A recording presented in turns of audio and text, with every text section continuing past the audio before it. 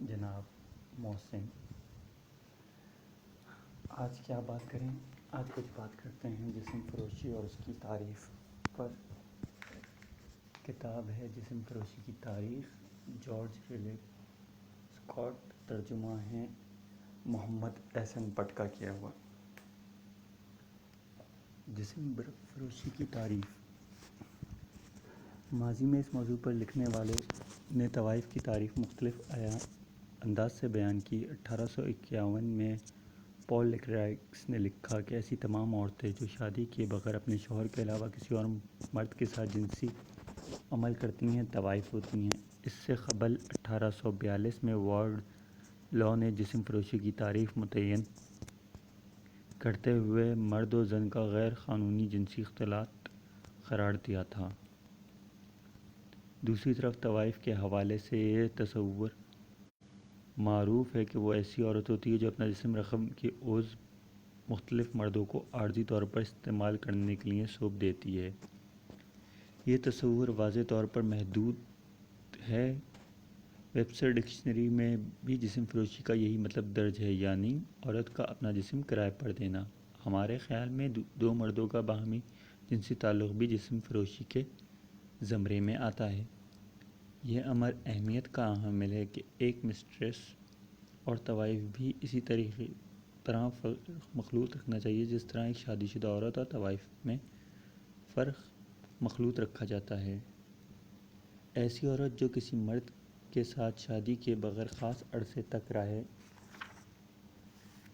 اور بعد ازاں کسی دوسرے مرد کے ساتھ اسی انداز میں رہنے لگے، اسے مسٹریس کہا جاتا ہے۔ اس عورت کو طوائف کہنا درست نہیں ہوگا۔ اس کے برعکس ایسی عورت جو کسی مرد سے طلاق لے کر دوسرے مرد کے ساتھ شادی کر دیتی ہے طوائف ہو سکتی ہے۔ ہو سکتا ہے مسٹریس پہلے طوائف رہی ہو یا بعد ازاں طوائف بن جائے، تاہم اس سے ہمارے موقف پر کوئی اثر نہیں پڑتا، لہٰذا مسٹریسز کو طوائفوں کے زمرے میں شامل کرنا جسم فروشی کی تعریف میں توسیع کرنے کے مترادف ہوگا۔ ممکن ہے انگلستان میں مذکورہ بالا فرق کی کوئی زیادہ اہمیت نہیں ہو، تاہم جن ملکوں میں جسم بیچنے والی عورتوں پر طوائف کا لفظ کر دیا جاتا ہے وہاں اس کی فرق کی اہمیت بہت زیادہ ہے۔ دوسری طرف جسم فروشی کو ایسی عورتوں تک محدود کرنا اس کے پیشے کی تعریف درست نہیں ہے جو کہ ناجائز جنسی تعلقات کے ذریعے اپنی روزی حاصل کرتی ہیں۔ تعریف محدود اور غیر منطقی ہے۔ غیر پیشہ ور اور پیشہ ور طوائف ہمیشہ رقم کی فرق کو تصور کیا جائے گا۔ گہرا تجزیہ کیا جائے تو یہ فرق لا یعنی ثابت ہوتا ہے۔ اس کے سبب بہت سی عورتوں سکہ رائج الوقت کے بجائے کسی دوسری صورت میں معاوضہ حاصل کر کے ناجائز جنسی تعلقات قائم کر سکتی ہیں۔ رقم تو محض ایک علامت کے طور پہ ہے۔ پیشہ ور طوائف کے برعکس غیر پیشہ ور طوائف کا تو ایک خاص مقصد بھی ہوتا ہے۔ معروف تصور کے مطابق اگر کوئی مالی لین دین نہیں ہوا، اس کا لازمی مطلب یہ نہیں کہ کام بغیر کسی معاوضے کے ہوا ہوگا۔ یہ غیر پیشہ ور طوائفیں، جیسا کہ انہیں سہولت کے لیے کہا جاتا ہے، تمام مہذب ملکوں میں سال بہ سال تعداد کے اعتبار سے بڑھتی جا رہی ہیں اور پیشہ ور طوائفوں کے مخصوص حلقے کے معاملات میں دخل اندازی کر رہی ہیں۔ طوائف کے قانونی تعریف کے برعکس اس کے لفظ کی ہر تعریف میں پیشہ ور غیر پیشہ ور دونوں طریقے کے جسم فروش عورتوں کو شامل کیا جاتا ہے۔ قانون اور سب سے بڑھ کر چرچ اور عوام اپنے فیصلے میں مال و دولت کے اس جسم فروشی کر کے روزی کمانے والی عورتوں کے علاوہ کسی اور کو شامل نہیں کرتے۔ ایک معروف مفروضہ ہے کہ شادی کی وجہ سے قانون کی تعبیر کے مطابق جسم فروشی کرانے والے حقوق و امکانات کم ہو جاتا ہے۔ یہ مفروضہ اخلاقی یا معیارتی نقطہ نظر سے موافق دکھائی نہیں دیتا۔ جسم فروشی عورت ناجائز جنسی عمل میں ملوث ہوتی ہے تو محبت یا جنسی جذبے کے علاوہ اس کا مقصد محرک یا کسی حد تک یا مکمل طور پر کوئی دوسرا ہوتا ہے۔ طوائف شاذ و نادر ہی جنسی خواہشات کی اسیر ہوتی ہے۔ البتہ یہ الگ بات ہے کہ جنسی خواہشات کی اسیر کوئی عورت طوائف بن جائے۔ اس کے باوجود طوائف کا پیشہ ورانہ افعال میں محبت کی عدم موجودگی کا مطلب یہ نہیں کہ وہ محبت کرنے سے قاصر ہوتی ہے۔ طوائف کے حوالے سے دو مفروضے بہت مشہور ہیں۔ پہلا مفروضہ یہ ہے کہ ہر جسم فروش عورت جس قدر مردوں کو اپنی ضرورت متوجہ کر سکے ان کے لیے لیے شہوت کا آتش فشاں ہوتی ہے۔ دوسرا مفروضہ یہ ہے کہ وہ کسی بھی فرد کے لیے محبت جیسا جذبہ بالکل نہیں رکھتی۔ یہ دونوں مفروضے بالکل غلط ہیں۔ یہ حقیقت ہے کہ جسم فروش عورت کسی شدید جنسی خواہش کے بغیر اپنا جسم یک کے بعد دیگر مردوں کو پیسوں کے عوض دیتی ہے، تاہم وہ کسی ایک مرد سے محبت کرنے کی بھی اہل ہوتی ہے۔ بعض افراد کا کہنا ہے محبت کا عنصر کی عدم موجودگی ایک ایسا بنیادی پہلو ہے جو کہ عورت پر طوائف کا ٹھپا لگا دیتا ہے۔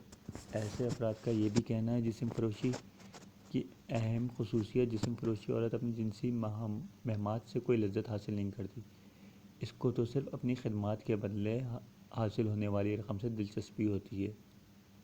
تاہم میرا خیال ہے کہ لفظ طوائف کی تعریف متعین کرتے ہوئے لذت یا عدم لذت کا سوال اٹھانا ہی غیر منطقی ہے۔ ہم سب اس حقیقت سے بخوبی واقف ہیں کہ کسی بھی لذت انگیز عمل کو بار بار کیا جاتا ہے اس کا مزہ ہی ختم ہو کر رہ جاتا ہے۔ چنانچہ اس عمل میں ذرا بھی شبہ نہیں، کئی برسوں سے جسم فروشی کرتے چلے آنے والی عورت کی جنسی تعلقات میں کوئی لذت نہیں رہ جاتی، وہ اس کو ایک معمول کے روٹین کے مطابق کرتی ہے۔ اصل سوال یہ ہے کیا جسم فروش عورت اپنے پیشے کے آغاز کے وقت جنسی عمل سے لذت حاصل کرتی ہے؟ میں اس سوال کے جواب دینے کی جسارت کرتا ہوں۔ 10 میں سے 9 طوائفیں اس پیشے کے آغاز کے وقت جنسی عمل سے لذت حاصل کرتی ہیں۔ اکثر طوائفیں کاروبار اور لذت کا امتزاج حاصل کر لیتی ہیں، جنسی عمل کے لیے ایسے گاہکوں کو انتخاب کرتی ہیں جن سے انہیں لذت بھی حاصل ہوتی ہے اور رقم بھی متبادل معاوضے کے طور پر بھی حاصل کر لیتی ہیں۔ بعض اوقات یہاں مرد جسم فروش کا بھی سوال اٹھتا ہے۔ جسم فروشی صرف عورت کا ہی پیشہ تو نہیں ہے، نہ ہی ایسا ہے صرف مرد طوائفوں سے لطف اندوز ہوتے ہیں۔ مرد جسم فروشوں کو، جنہیں عام طور پر گگلو کہا جاتا ہے، عورتیں ملازم رکھتی ہیں اور انہیں باقاعدہ معاوضے ادا کرتی ہیں۔ کجرو اور ہم جنس پرست مرد ایسے مرد جسم فروشوں کو ملازم رکھتے ہیں جو کہ مفعول ہوتے ہیں۔ چنانچہ ہمیں جسم فروش کی تعین کرتے ہوئے دونوں اصناف کو شامل کرنا ہوگا۔ اس نکتے کو ذہن میں رکھتے ہوئے نیز اپنی گزشتہ آراء کو پیش نظر رکھ کر ہمیں درجہ ذیل تعریف متعین کرتے ہیں۔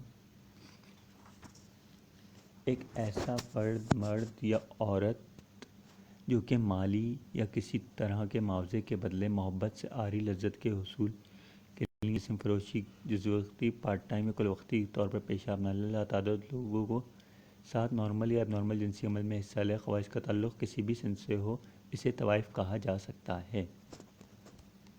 طوائف اور معاشرہ، میں اصل میں چند اقتباسات پڑھ رہا ہوں اس کتاب کے اندر سے، جس سے جو ہے تھوڑی سی چیزیں واضح ہو سکیں اس پیشے سے متعلق، کیونکہ آج ایک پوسٹ دیکھی تھی اس چیز کے حوالے سے کہ ان دنوں میں طوائف کا پیشہ جو ہے وہ گرم ہوا پڑا ہے، جبکہ مزدور کے مزدوری ٹھنڈا ہے، جبکہ یہ بھی ایک طریقے کی مزدوری ہے اور یہ ذہنی و جسمانی بہت تکلیف دہ مزدوری ہے اگر اس کا احساس ہو۔ کیونکہ میری ایک دوست پنڈی سے تھی چند سال پہلے، جو کہ اس کے ماموں جس کو طوائف خانے چھوڑ گئے تھے اور وہ یہ جسم فروشی کا دھندا کرتی تھی، 18 سال کی تھی تب وہ آئی تھی، اور 4 سال تک میری 3 سال تک میری اس کی دوستی رہی تھی۔ 19 سال سے لے کے 22 سال تک کی جب اس کی عمر تھی، اس کے بعد وہ پتہ نہیں کہاں چلی گئی، فیس بک سے اور نمبر سے پتہ نہیں، لیکن وہ ایک باقاعدہ طوائف تھی، نوعمر طوائف تھی، اور وہ اکثر اس بارے میں ان چیزوں کے بارے میں بات کرتی تھی اور بتاتی تھی۔ اور میرے پچھلے محلے نارتھ اعظم آباد میں بھی ہمارے برابر والے اپارٹمنٹ کے اندر باقاعدہ ایک بہت زبردست فلیٹ تھا، چھوٹا فلیٹ تھا، جہاں پہ 4-5 طوائفیں رہتی تھیں اور بہت خوبصورت اور بہت حسین تھیں، اور ادھر جو ہے لڑکے جاتے تھے اور شراب پیتے تھے، اور وہ باقاعدہ محفل سجاتی تھیں، مطلب وہاں پہ سمجھیں آپ وہی کام ہوتا تھا جو امراؤ جان ادا کے اندر جس طریقے سے دکھاتے ہیں، کوٹھے پہ باقاعدہ ناچ گانا بھی ہوتا تھا اور بعد میں جسمانی مشقت بھی، جو کہ اس دور میں ان طوائفوں کو ایک عزت دار جگہ ایک ایسے فلیٹس کے سائڈ زون میں دی ہوئی تھی جو کنسٹرکشن کے عمل سے گزر رہا تھا سائڈ پہ.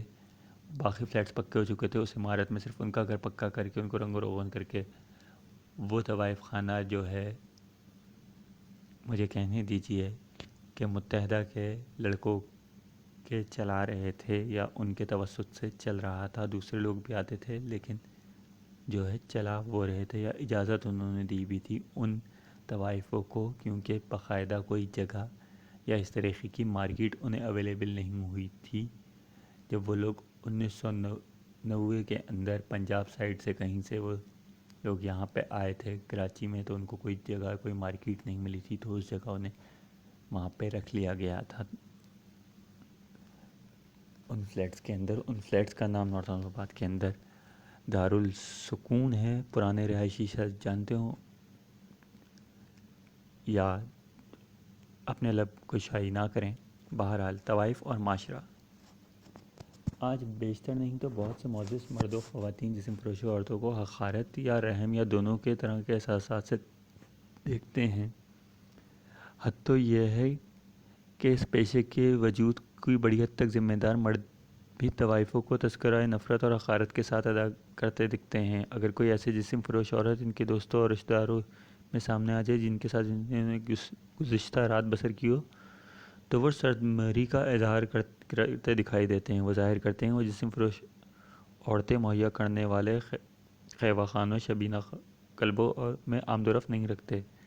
طوائف کو عمومی طور پر اخلاقی اچھوت سمجھا جاتا ہے اور تکلفی برطرف کے اس حوالے سے مہذب معاشرے کا رد عمل کسی خاندانی مسئلے کو شائستگی سے دفنا دیے جانے والے رد عمل سے مشابہ ہوتا ہے. طوائف کے حوالے سے یہ طرز عمل آفاقی اتنا وسیع ہے کہ لوگ سمجھتے ہیں یہ ہمیشہ موجود رہا ہے. یہ تصور درست نہیں. جسم فروشی کا دھندا ہمیشہ شرمناک پیشہ رہا ہے. اس کے برعکس ایک زمانے میں طوائف کو احترام کے قابل تعریف اور ستائش کے اہل مانا جاتا تھا، جیسا کہ بائبل اور اس کے معاصر ادب سے واقف لوگوں کو بخوبی علم ہوگا. لارڈ ایبری کے بقول حقیقت یہ ہے ایک زمانے میں بعض خاص اقوام میں طوائفوں کو قانونی طور پر شادی شدہ عورتوں سے زیادہ قدر و منزلت اور عزت حاصل ہوتی تھی. ایتھنز میں طوائف کا رتبہ سب سے اعلیٰ ہوتا تھا. ویسالی میں کنیزوں کی سردارنی کو اعلیٰ نسبی سنت دی جاتی تھی، حتیٰ کہ موجودہ دور کے جاپان میں کچھ خاص قدیم اقوام میں جسم فروشی کو شرمناک پیشہ نہیں مانا جاتا ہے. میں ایک بات آپ کو مزے کی یہ بتاؤں کہ ارسطو کو پڑھتے ہوئے ایک جگہ پڑھا تھا میں نے کہ ارسطو جو ہے ایتھنز کے اندر جو وہاں پہ آباد تھا اور فلسفے کا جو دیتا تھا، فلسفے کی جو اس کی استانی تھی، جو اس کو باتیں سمجھاتی تھی منطق و دلیل کے حوالے سے، یا جس پہ اس کا اثر رہا ایک عمر تک، جو بڑی عمر کی تھی، کہا جاتا ہے 40 سال سے بڑی عمر تھی. جیمنائی نام تھا اس کا، جو میں نے پڑھا. ارسطو نے فلسفہ بنیادی طور پر اس سے سیکھا یا اس سے بحث یا اس سے باتوں کا نتیجہ ارسطو کا فلسفہ نکلا، لیکن تاریخ میں جیمنائی کو دفن کر دیا گیا، کیونکہ مردوں کی حاکمیت اعلیٰ کا آغاز ہی اسی طریقے سے ہوا جب اس طریقے سے طوائف یا اس طریقے کی خواتین کو مردوں نے ان سے بات کر کے یا ان سے بحث کر کے یا دلیل یا منطق سے جس بھی حوالے سے چیز حاصل کر لی، تو اس کے بعد ان کے مر کھپ جانے کے بعد لکھنے والے رائٹر کیونکہ مرد تھے تو مردوں کا نام رہا. ارسطو کو تو لوگ جانتے ہیں، جیمنائی کو لوگ شاید نہیں جانتے. اسی طریقے سے ایک دو خواتین کا اور نام بھی آتے ہیں پڑھتے ہوئے. اگر آپ یونانی تاریخ پڑھیں تو بائبل میں جن کیڈی شودوں کا تذکرہ ان کا تعلق کنانیوں کے مبدوں سے ہوتا ہے اور پرستش کے لیے آنے والے انہیں عزت کے اعلیٰ ترین منصب کے حامل مان دیتے. ہر زمانے میں اور ہر ملک میں مبدوں کے طوائفوں کے سب سے زیادہ عزت کی جاتی تھی. جہاں ان کا مبد سے تعلق عارضی ہوتا تھا وہاں لوگوں سے شادی کرنے میں کوئی عار محسوس نہیں کرتے تھے. اسٹریبو کے بقول قدیم امریکی اپنی بیٹیوں کو طوائف کے طور پر معبودوں اور دیوتاؤں کے حضور پیش کر دیا کرتے تھے. طوائفیں عارضی طور پر دیوتاؤں کے حضور پیش کی جاتی تھیں اور بعض ازاں کوئی بھی شخص ان سے شادی کرنے کے لیے معمولی سی جھجک کا بھی مظاہرہ نہیں کرتا تھا. اسی طرح بائبل میں بھی معبودوں کی طوائفوں کو حقارت کی نظر سے دیکھا جاتا تھا. اس کے برعکس انہیں ایک عظیم عورت مانا جاتا تھا۔ مذہب سے وابستگی کے اظہار کے لیے اپنی زندگیاں دیوتاؤں کی خدمت کے لیے وقف کرتی تھیں۔ اتنی عزت اور اس قدر احترام کیا جاتا تھا کہ اعلیٰ ترین حلقوں میں موجود افراد کا کیا جاتا ہے۔ ان سب مثالوں سے ظاہر ہوتا ہے کہ مذہب نے لائسنس کے ساتھ جسم فروشی کے دھندے کو ایک نئی راہ بخشی۔ موجودہ زمانے میں وہ زاویہ تبدیل ہو گیا، تاہم جب میں اس تحقیق کے مراحل پہ پہنچوں گا تو اس مقدس جسم فروشی کے حوالے سے تفصیل سے لکھوں گا۔ جاپان میں طوائف کو اس طرح حقارت کی نظر سے نہیں دیکھا جاتا جیسا یورپی ملکوں میں دیکھا جاتا ہے۔ اس کے حوالے سے کوئی گھٹیا یا حقارت آمیز جملے بالکل نہیں استعمال کیے جاتے۔ مثال کے طور پر جاپانی زبان میں طوائف کا لفظ نہیں ہے، اس کے بجائے جسم فروش عورت کے لیے جاپانی زبان میں جو لفظ استعمال ہوتا ہے اس کا مفہوم ہے عارضی بیوی۔ جاپان میں ایسی بہت سی لڑکیوں نے جو کہ لذت گاہوں سے منسلک تھیں، بعد میں شادیاں کریں اور انتہائی موزونہ انداز میں زندگی بسر کرتی رہیں۔ ہندوستان میں جسم فروشی کو عورت کو ذلیل یا اخلاق باختہ مخلوق سمجھا گیا۔ میئر کے بقول ہندو ہمیشہ عوامی عورت کو خوبیوں کے گیت گاتے اور اسے ایک مثالی عورت تجسیم قرار دیتے رہے ہیں۔ جان Jacob mayor sexual life in ancient India 1930۔ شادی کے بغیر جنسی عمل کو گوارا کرنے کی یہ وجہ تھی کہ بہت سی قدیم اقوام کے مرد نہ تو کنوارے پنے کو اہمیت دیتے تھے، نہ ہی کسی خاص عورت کے ساتھ جنسی تعلق رکھنے کو اپنی خصوصی حق سمجھتے تھے۔ بہت سے غیر تہذیب یافتہ قبیلوں میں اس امر کو عزت افزائی کی علامت سمجھا جاتا تھا۔ میزبان گھرانے کی لڑکی، باپ یا خاوند کسی مرد مہمان کو اپنی بیوی بیٹی کے ساتھ شب بستری کی اجازت بخوشی دے دیا کرتے تھے۔ تہذیب کے ظہور اور پدرسری نظام کا فروغ پانے سے اس قسم کی روایت ناقابل برداشت ہو گئیں، تاہم ایک صورت یوں برقرار رہی کہ بہت سے مہذب ملکوں میں معزز مہمانوں کی عزت افزائی کے لیے حاصل کرنے والے وسط اعلیٰ رتبے والی طوائفیں پیش کی جاتی تھیں۔ بادشاہ اپنے مہمانوں کو کنیزیں پیش کیا کرتے تھے۔ اس روایت کی شہادت یہ حقیقت قرون وسطیٰ میں جرمنی اور دوسرے ملکوں میں شاہی مہمانوں کو شہر کے چکلے مفت داخلے کا استحقاق ہوتا تھا۔ سن 1434 میں بادشاہ سگسمنڈ کولم کے دور کے وقت طوائفوں کی مئیت میں شہر کے دروازے سے محل تک لایا گیا۔ 16ویں صدی میں سوئٹزرلینڈ کے شہر زیورچ میں آنے والے ہر سفیر کی خاطر تواضع شہر کے حکام ان کی بیگمات کے بجائے شہر کے حکام اور شہر کے چکلوں سے کرائی جاتی تھیں۔ اگرچہ موجودہ دور میں اس قسم کے عمل کو گوارا نہیں سمجھا جاتا، تاہم یہ بھی حقیقت ہے حالیہ برسوں میں بعض ملکوں میں کانفرنس اور میٹنگوں کے شرکا کے لیے منتظمین نے طوائفیں فراہم کی۔ ریاستہائے متحدہ امریکہ میں تو اہم کاروباری معاہدوں کے وقت کال گرلز مہیا کی جاتی ہیں تاکہ کاروباری تعلقات مزید بہتر ہو سکیں۔ اس حوالے سے ایک بات مزید کرتا چلوں جو کہ ذاتی طور پہ جانتا ہوں کہ کراچی کے اندر جب یہ 5 دسمبر والا انسیڈنٹ ہوا تھا جس رات کو، اسی دن جو ہے پی سی مطلب جب یہ سندھ کلچر ڈے کی ہوا چل پڑی تھی، پہلا ٹائم جو شاہد مسعود نے یہ کیا تھا، اسی ٹائم پہ اسی دن کراچی میں پی سی ہوٹل کے اندر ہمارے یہاں طوائفوں کے حقوق کے حوالے سے ایک عالمی سطح کی کانفرنس کی گئی تھی، جس میں کچھ کراچی کے مایہ ناز لوگ اور اہم کاروباری شخصیات کے علاوہ دیگر مشیران خاص اس وقت کے گئے تھے۔ اس سے پہلے اس طریقے کی ایک چھوٹی میٹنگ مشرف ٹائم پہ بھی ہوئی تھی۔ امید کی جا سکتی ہے کہ اگر طوائفوں کے حقوق یا ان سیکس ورکر کے حوالے سے یوں ہی عالمی دباؤ آتا رہا تو جلد ان کو بھی پروٹیکشن مل جائے گی اور ہمارے یہاں بھی کلبز وغیرہ کھولنے پڑ جائیں گے، معیشت کو بھی دیکھتے ہوئے اور عالمی دباؤ کو قبول کرتے ہوئے، جو کہ سیکس ورکر کے لیے اچھا ہوگا، اور ان کو باقاعدہ حفاظتی اقدامات کرنے ہوں گے حکومت کی طرف سے، جس طرح ہم آج کرونا وائرس کے لیے کر رہے ہیں۔ اس طرح سے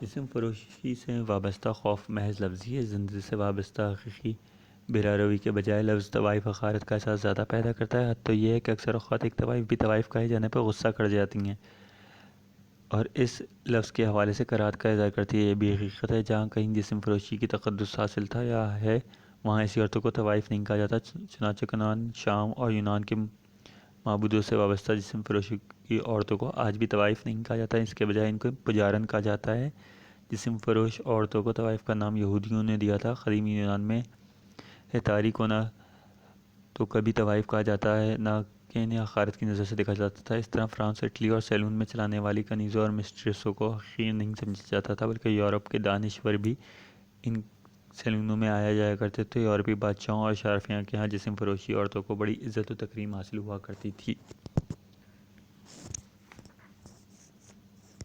جسم فروشی کی بنیادی وجہ کا تعلق تو اس کی ذمہ دار عورت نہیں بلکہ مرد ہے۔ یہ جسم فروشی کی حیاتیاتی وجہ ہے، اگرچہ اس کو کھلم کھلا تو کبھی بیان نہیں کیا گیا، تاہم عملی طور پر یہ امر تسلیم شدہ ہے۔ عورت کو جسم فروشی کا پیشہ اپنانے پر مجبور کرنے والی وجوہات خود جسم فروشی کی بنیادی وجہ سے خلط ملط کر دیا جاتا ہے، جو کہ ایک بہت ہی مختلف شے ہے۔ جسم فروشی جوہری اعتبار سے جسمانی ہوتی ہے۔ اس کی موجودگی کی وجہ شدید جسمانی ضرورت ہے، جو مرد کو اپنی ساتھی تلاش کرنے اور اس کے ساتھ جنسی عمل کرنے پر اکساتی ہے۔ سادہ الفاظ میں کہا جائے، یہ ویسی ہی ضرورت ہے جیسے کسی کتے کو کتیا کے گرد گھومنے پر مجبور کر دیتی ہے۔ گزشتہ 2000 برسوں میں انسانی تاریخ کے بے شمار مذہبی، اخلاقی اور سماجی لیڈروں کی طرف سے جسم فروشی کو شر قرار دلوانے کا باعث بنی۔ ایسا شر جس کو لازماً بھگتنا ہوگا، ایسا سرطانی پھوڑا جس کو کبھی ختم نہیں کیا جا سکتا، جس پر صرف نگاہ رکھی جا سکتی ہے۔ ان کے ذہنوں میں ہمیشہ خوف رہتا ہے کہ فرض کیا جسم فروشی کو ختم کرنا ممکن ہو تو اس کو غائب ہونے سے ایک کے بعد دیگر بدترین شر نمودار ہونے لگیں گے۔ اس نقطۂ نظر کی وجہ سے حکومتوں امن اور جنگ کے دوران فوجیوں کو طوائف بازاری گوارا کرتی ہیں، حتیٰ یہ کہ بعض اوقات غیر ملکیوں کو بھی اس سہولت سے فراہم کرتی ہیں۔ جسم فروشی کو ہر زمانے میں ایک پیچیدہ مسئلہ رہی ہے۔ ساری دنیا میں اس موضوع سے حوالے سے مذہبی پیشواؤں اور عوامی اخلاق کے خود ساختہ ٹھیکیداروں نے منافقت کا مظاہرہ کیا۔ ان کی مشکل یہ تھی کہ وہ کسی ایسی شے کو مذمت اور باجواز قرار دیں جو کے حوالے سے خود تسلیم کرتے ہیں۔ اس سے دبانا ممکن ہے۔ ان کی دشواری یہ بھی رہی کہ دو فریقوں کے مابین ہونے والے معاہدے جس کو شرط تسلیم کیا جاتا ہے میں سے کسی ایک فریق کا تذلیل کا مستحق کرنا بلا جواز ہے۔ اس کی وجہ یہ ہے کہ جسم فروشی کے اس کے تذلیل کا ہونا مستحق کرتا ہے۔ اس کی وجہ یہ جسم فروشی اس لیے موجود ہے کہ اس کو قتل، چوری یا شیرخواری بچوں کی طرح دبایا نہیں جا سکتا، بلکہ اس کی موجودگی کی وجہ اس کو دبانے کے لیے کبھی سنجیدہ کوشش ہی نہیں کی گئی۔ بعض ملکوں میں کھلے عام جسم فروشی ہوتی ہے، بعض ملکوں میں اسے ایک لعنت قرار دے کر پابندیاں عائد کر دی جاتی ہیں اور یا محدود کر دیا جاتا ہے۔ 18ویں صدی کے اوائل میں صورتحال ایسی تھی کہ تا وقتہ مینڈوائل نے اپنے بدنامہ زمانہ تحریر دی فیبل آف دا بیس میں سینٹ آگسٹین کے فلسفے کو دوبارہ پیش کیا۔ نسائی اخلاق کے تحفظ کے حوالے سے معاشرہ طوائف کا مرہون احسان ہے۔ ایک صدی بعد اس تصور کو مزید فروغ ملا۔ شوپنہاور نے کہا طوائف یکزوجگی کی قربانگاہ پر ذبح ہونے والی مخلوق ہیں۔ لیکی نے طوائف کے وجود کو اس دلیل کے ساتھ جائز قرار دیا کہ وہ عظمت کی سب سے زیادہ مستعد پرست ہیں۔ بلزیک فزیولوجی آف میرج میں طوائفوں کے بارے میں لکھا، وہ جمہوریہ کے لیے اپنی آپ کو قربان کر دیتی ہیں، معزز خاندانوں کے تحفظ کے لیے اپنے جسم کو ڈھال بنا لیتی ہیں۔ دوسرے لکھنے والوں نے بھی ایسی ہی دلائل فراہم کیے۔ شادی کے علاوہ بھی مرد کی جنسی ضرورت اور کثیر زوجگی کی فطرت نے مرد سے عورت کا تحفظ دو ایسے دلائل تھے جنہیں جسم فروشی کے جواز ہونے میں ہر مباحثے میں پیش کیا جانے لگا تھا۔ مرد جوہری اعتبار سے کثیر زوجی ہے اور تہذیب کی ترقی نے اسے پیدائشی خصوصیت کی تخفیف دی ہے۔ جیسے معاشرے میں مرد صرف مختصر تعداد میں کثیر زوجی یا متواتر شادیاں کر سکتے ہوں، وہاں باقی ماندہ اکثریت کے لیے پیشہ ور یا غیر پیشہ ور جسم فروشوں کا ہونا ضروری ہے۔ تہذیب ترقی کا حرملہ مرد کی بدکاری کی حیاتیاتی طلب کو بڑھاتا رہا ہے۔ جنسی تحریک کی تہذیب کے ساتھ ترقی کرتی ہے۔ ایک حقیقت ہے کہ پالتو جانوروں کو جنسی بھوک جنگلی جانوروں کی نسبت بہت زیادہ ہو جاتی ہے۔ ہر زولوجسٹ حیوانیت کا عالم اس حقیقت سے آگاہ ہے۔ یہ ایک ایسی حقیقت ہے جس کو بنی نوع انسان کا سروکار دو بنیادی چیزوں سے ہے، ایک خوراک، دوسرا جنس، جیسا کہ مارکس نے واضح کیا تھا۔ جس قوم میں بقا کی جدوجہد مشکل ہوتی ہے، اس میں خوراک جنس پر غالب آ جاتی ہے۔ تہذیب میں جہاں خوراک لوگوں کی اکثریت کا مسئلہ نہیں رہتی، جنس خوراک پہ غالب آ جاتی ہے۔ ایسے جدید معاشرے میں معیار زندگی ہر 10 سال میں مزید ترقی کرتا ہے، وہاں جنس غالب آتی جا رہی ہے، جیسا کہ موجودہ دور میں انگلینڈ، امریکہ میں ہو رہا ہے۔ ایسے حالات میں جب مرد اور عورت کے مابین روابط زیادہ سے زیادہ قریبی اور کھلے ڈلے رہتے ہوں، جہاں جنسی کشش عورتوں کا فن قرار پا چکی ہے اور جب دشوار سے دشوار تر ہوتا جاتا ہے، ضبط کے برے اثرات خود ضبط کے پیدا کردہ نہیں بلکہ جنسی اعتبار سے بھڑکی ہوئی قوم کے ضبط کروانے سے پیدا ہوتے ہیں۔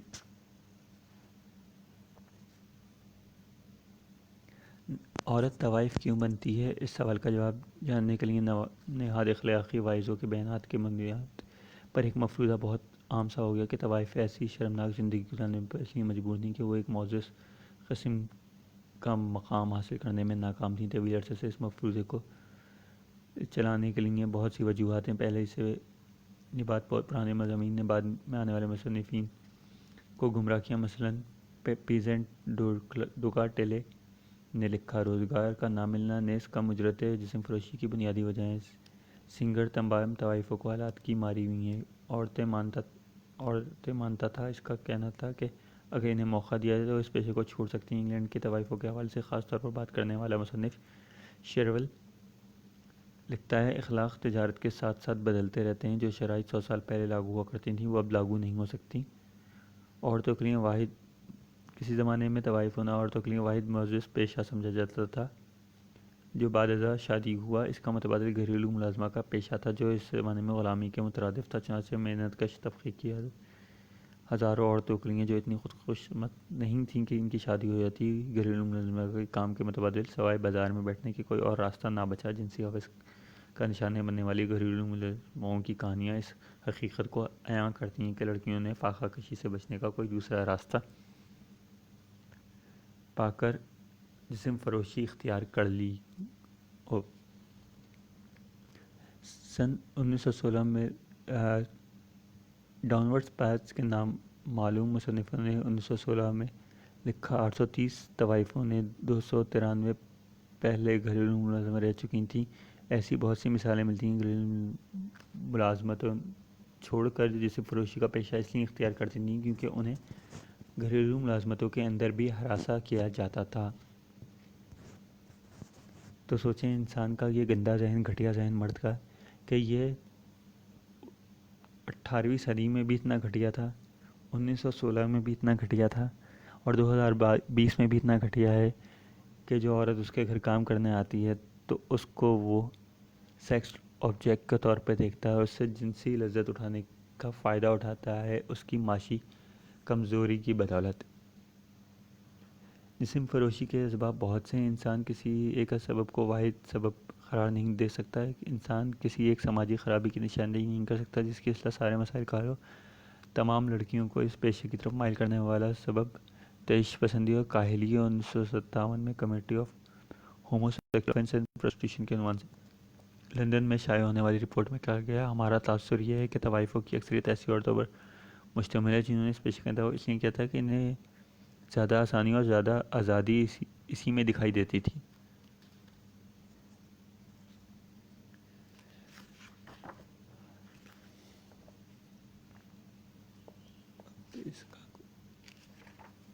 اب کچھ آخر کا پڑھ لیتے ہیں۔ جسم فروشی کے مستقبل کا اواخر باب کی طرف چل پڑتے ہیں تیزی سے کتاب کو رونتے ہوئے۔ اخلاق پرست اور مصرانہ سلوک کے حامل افراد کی یہ امید پوری نہیں ہو سکتی کہ طوائفوں کو سزائیں دے کر پیشہ ورانہ جسم فروشی کو ختم کیا جا سکے۔ لوئس فرینکلن فریڈ نے اپنی قابل تعریف کتاب the problem of European prostitutes in Johannesburg میں جسم فروشی کے خلاف جنگ کی ناکامی کا حوالہ یوں لکھا، صوبہ ٹرانسوال میں جسم فروشی کی وجہ سے بنائے گئے قوانین میں اس مسئلے سے کسی کو پہلو کو چھوڑا نہیں گیا ہے، لیکن اس مسئلے کا کوئی امکان نظر نہیں آتا۔ فرینڈ نے اس رپورٹ میں فریڈ کے خیالات کی توثیق کرتی ہے۔ جسم فروشی ایک ایسی سماجی حقیقت ہے جس کی مذمت اخلاق پرست عمرانیت دان اور ہمیں یقین ہے کہ عام لوگ بھی کرتے ہیں، تاہم یہ بہت سی تہذیبوں میں کئی صدیوں سے موجود ہے۔ سخت سزاؤں کے ذریعے اسے ختم کرنے کی ہر کوشش ناکام ہوتی چلی جائے گی۔ اسے فوجداری قانون کے ذریعے ختم نہیں کیا جا سکتا۔ HMSO 1957 یہ حقائق اتنے اہم ہیں کہ اسے نظر انداز نہیں کیا جا سکتا۔ گزشتہ صفحات میں پیش کی جانے والی جسم فروشی کی تاریخ میں ایک غیر معمولی سبق دیتی ہوئی سبق یہ سخت قوانین، سماجی مقاطع اور اخلاقی ضابطوں کا نتیجہ صرف یہ نکلتا ہے کہ جسم فروشی زیر زمین چلی جاتی ہے۔ معاشی صورتحال میں انقلابی تبدیلی ہی جسم فروشی میں کمی ممکن کر سکتی ہے۔